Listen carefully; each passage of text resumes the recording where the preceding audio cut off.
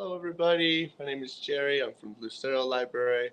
Welcome back to another edition and installment of the Tales from the Stacks here at Lucero Library. We want to remind everybody that the summer reading is going on and that we encourage everybody to take part if you have a chance. So we're going to go into the end of Captain Underpants today. So if you can remember, Dr. Diaper was about to take over the world, but then he couldn't because he had a little bit of fake dog duty that was thrown under him. So make sure that you get a chance to go back. If you don't remember it, come check it out from the libraries. We're here. So we're going to get right into the adventures of Captain Underpants here, and we'll finish it out. Today we're going to be doing something kind of special in this book. It's called the Flipperama. So if you want the full experience of the Flipperama action, come check out Captain Underpants at the local library, okay? All right, everybody, here we go. Chapter 16, the extremely graphic, violent chapter. Warning, the following chapter contains scenes showing two boys beating the tar out of a couple robots. If you have high blood pressure or if you faint at the sight of motor oil, we strongly urge you to take better care of yourself and stop being such a baby. Here we go. Flip-O-Rama. So if you get this book, we will be able to check it out. So what we're going to do is it says, as everybody knows, nothing enhances a silly action sequence more than really cheesy animation. And so far, the first time in history of great literature, we proudly bring the latest in cheesy animation technology, the art of Flip-O-Rama. All right, everybody, here we go. You're encouraged when you get this book to make up your own sounds and see how it goes. Flip-O-Rama action. Robot Rampage.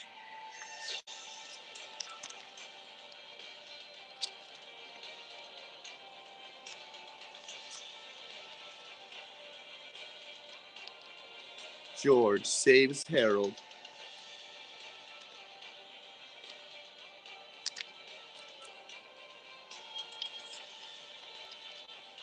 Harold returns the favor.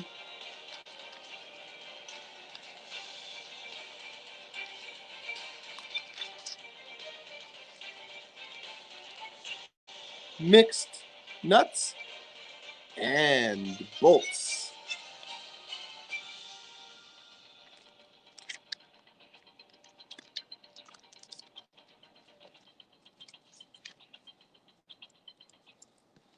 Chapter 17, The Escape.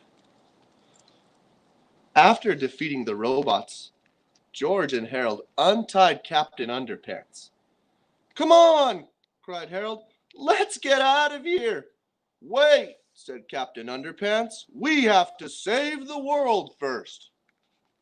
So George, Harold, and Captain Underpants frantically looked all over the Lasermatic 2000, searching for a way to shut it down and stop the inevitable disaster. Said Harold. "I think this might be the lever we want."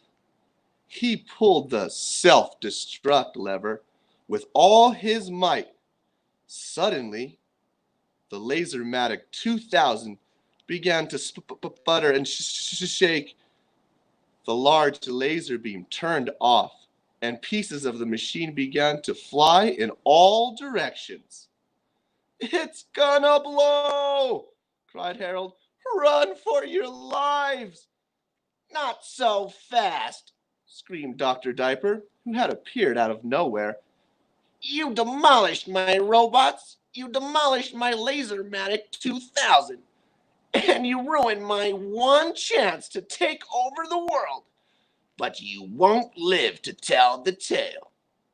Dr. Diaper pulled out his Diapermatic 2000 ray gun and pointed it at George, Harold, and Captain Underpants.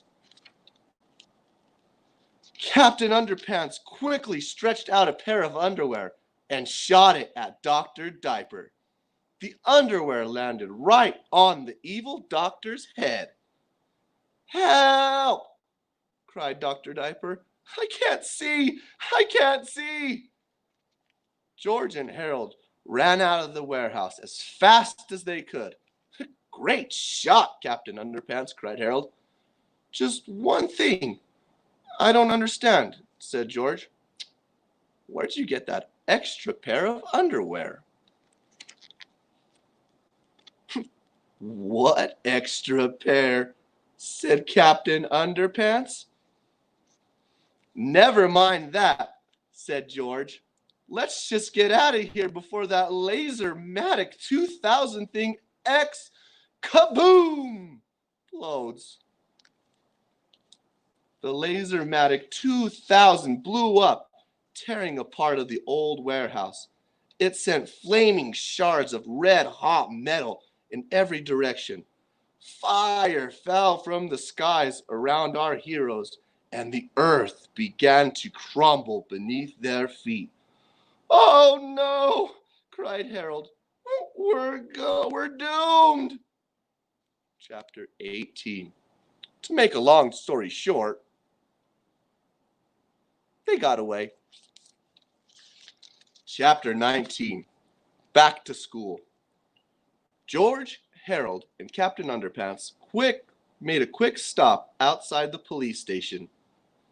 They tied Dr. Diaper to a lamppost and attached a note to him. There, said Captain Underpants. That ought to explain everything.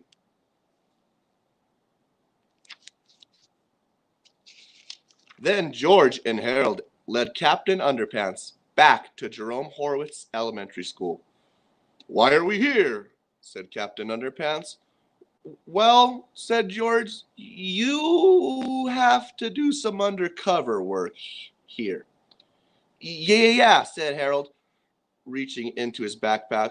Put on these clothes and make it snappy.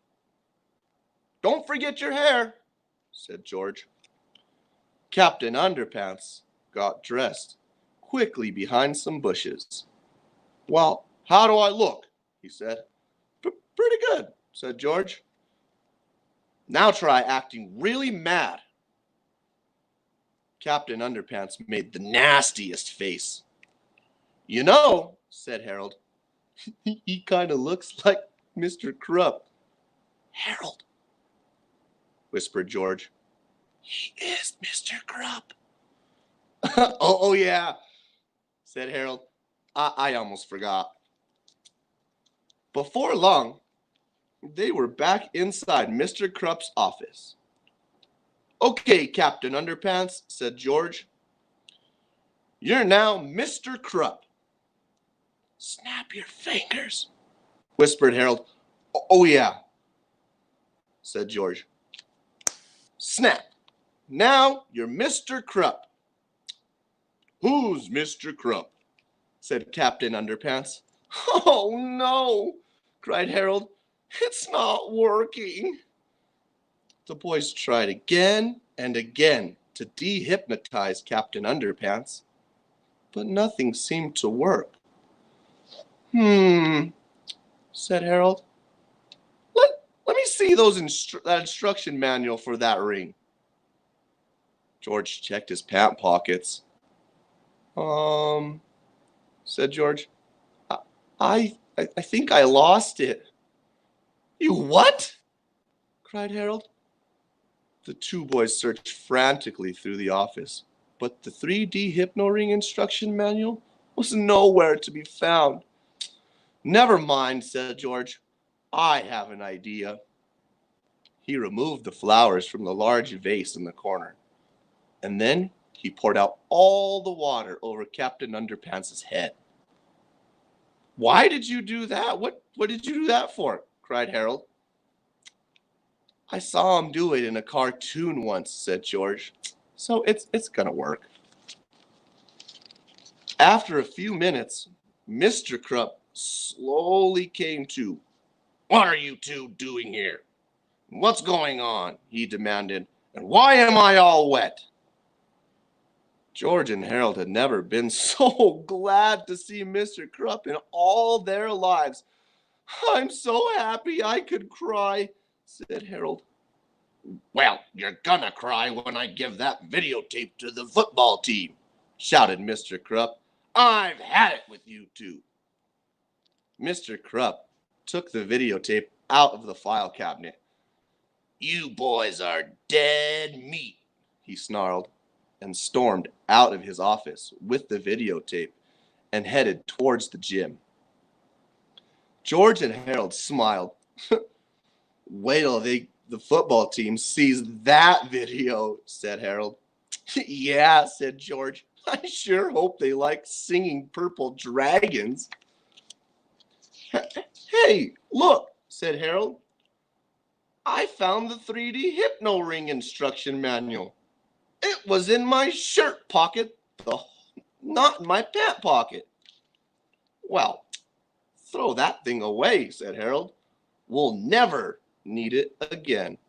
I sure hope not, said George. But on this little thing it says, warning. Warning. Whatever you do, do not pour water on anybody's head when this will cause the hypnotized person to slip back and forth from the trance, really, whenever they hear the sound of fingers snapping. Chapter 20. The End. Maybe. Things at Jerome Horowitz Elementary School were never quite the same after that faithful day. The football team enjoyed Mr. Krupp's video so much that they changed their name from the Knuckleheads to the Purple Dragon Sing-Along Friends. The name change didn't go over too well with the fans, but hey, who's going to argue with a bunch of linebackers? George and Harold went back to their old ways, pulling pranks, cracking jokes, and making new comic books. They had to keep an eye on Mr. Krupp, though, because for some strange reason, every time he heard the sound of fingers snapping, snap, Principal Krupp turned into you know who. Oh, no, cried Harold. Here we go again, said George. Tra-la-la! I'd like to say thank you very, very much to everybody who watched these videos. Miss Christie very much for reading along with us, and for everybody who has time to spend with us. Don't forget to check out the libraries. We'll be back open as soon as we can for you guys, and we hope to see you soon. Don't forget summer reading, and we hope to see you soon. Peace out.